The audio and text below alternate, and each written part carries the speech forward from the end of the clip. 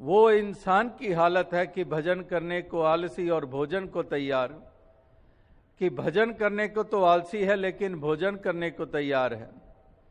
वो मिसाल दास ने कई कई दफ़ा दी कि एक कोई इंसान आया, वो जो आके उन्होंने निमंत्रण दिया उस मोहल्ले से कि हमारे मोहल्ले में, हमारे घर में इस तरह से एक भजन हमने आयोजित किया है, तो आप आइए। तो पति पत्नी कहने लगे, नहीं जी हमारे पास तो समय नहीं है, क्योंकि पति पत्नी ने पहले ही सोचा था कि आज थोड़ी आउटिंग करते हैं, कहीं पर बाहर खाना खाते हैं। कितने ही दिन हो गए घर का वही खाना, वही सब्जियां, थोड़ा जायका बदलते हैं, कहीं बाहर जाकर खाते हैं। तो जब वो निमंत्रण आया भजन के लिए, तो इन्होंने कह दिया कि बड़ा ज़रूरी काम है, हम नहीं आ पाएंगे। वो इंसान वापस लौटते हुए कह गया, चलो मेरी ऐसी श्रद्धा थी, चाहत थी, आप आइए हमारे घर में, चलो आपको ज़रूरी काम होगा, कोई बात नहीं। अब क्या होता है कि 20 मिनट के बाद एक और इंसान आता है और वो आकर कहता है, जी मैं निमंत्रण देने आया हूँ आपको।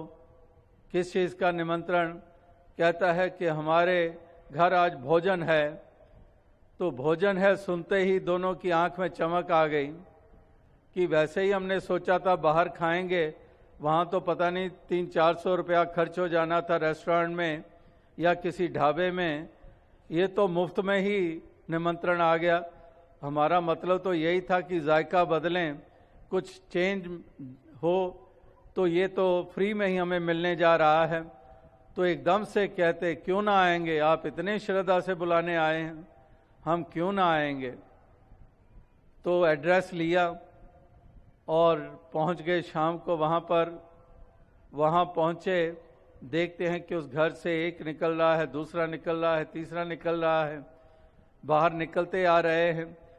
और उधर जो घर का मालिक बाहर निकला, जो निमंत्रण देने आया था, वो कहने लगा, हाँ भाई साहब आपको भोजन कैसे लगा। तो वो पति पत्नी एक दूसरे की चेहरे की तरफ देखते हैं कि अभी तो एक पानी का गिलास भी नहीं मिला और ये जनाब पूछ रहे हैं कि भोजन आपको कैसे लगा। अभी सोच ही रहे हैं तो आगे से वो घर का मालिक कहते हैं कि कितना अच्छा भोजन था, वो कितना सुर में गा रहा था, कमाल का भोजन था, परमात्मा का कितना गुणगान। तो बात ये निकली कि वो जो निमंत्रण देने आया था वो बंगाल से था और वो भजन को भोजन कहते हैं। तो उस भ्रम में आ गए कि शायद ये भोजन के लिए हमें बुलाने आए हैं। वो बंगाली वो भजन के लिए ही निमंत्रण देने आया था, जैसे पहला वो सज्जन आया था, लेकिन वो भाषा और उच्चारण के उस भ्रम में आकर इन्होंने सोचा कि भजन का इन्विटेशन है और चल निकले उस तरफ। तो कहने का भाव क्या है, इसी से ही वो पंक्ति बनी कि भजन करने को आलसी और भोजन को तैयार। कि एक भजन करने को आलसी है और भोजन को तैयार, यानी कि दुनियावी सिलसिलों की तरफ तो हमेशा तैयार है। बुरे काम को उठ खलोया, नाम की बेला पै पै सोया, कि बुरे काम के लिए तो हमेशा उत्साहित है और वो शिक्षा झट से धारण कर लेता है। लेकिन वो कुछ सीखता और अपनाता है जो डूबने का कारण बनता है। और महापुरुष कह रहे हैं कि वो कदम उठा जिन कदमों को उठाने से तेरा म्यार ऊंचा हो जाएगा और तेरा लोक और परलोक सवर जाएगा। इथे मिलन वड्याइयां दरगे मोक्ष द्वार, ये तेरे हिस्से में आ जाएगा।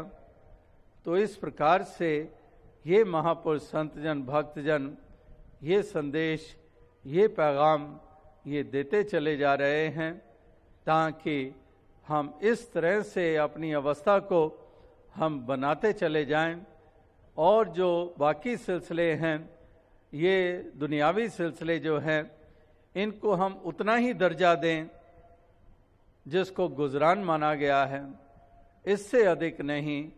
तो महापुरुष संत जनों की वाणी वो यही पुकार पुकार कर कह रही है।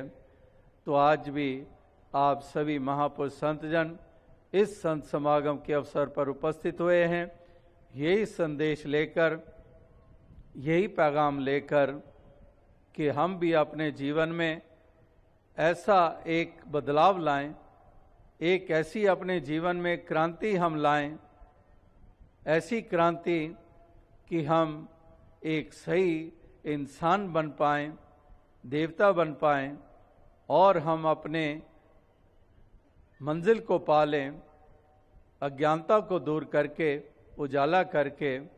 इस प्रकार से ये एक क्रांति जो है ये हमारे जीवन में ये घटित हो जाए, हर किसी के जीवन में ये घटित हो जाए, यही अभिप्राय है ऐसे आयोजनों का और महापुरुषों संतों के देन का।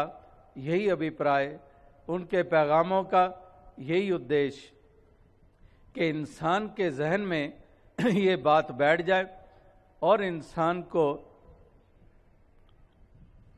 ये जागृति ये मिल पाए।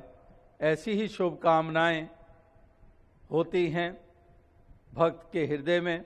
निरंकारी विचार सुनने के लिए मेरे पेज को फॉलो कर लीजिए संतो। प्यार से कहना, धन्य निरंकार जी।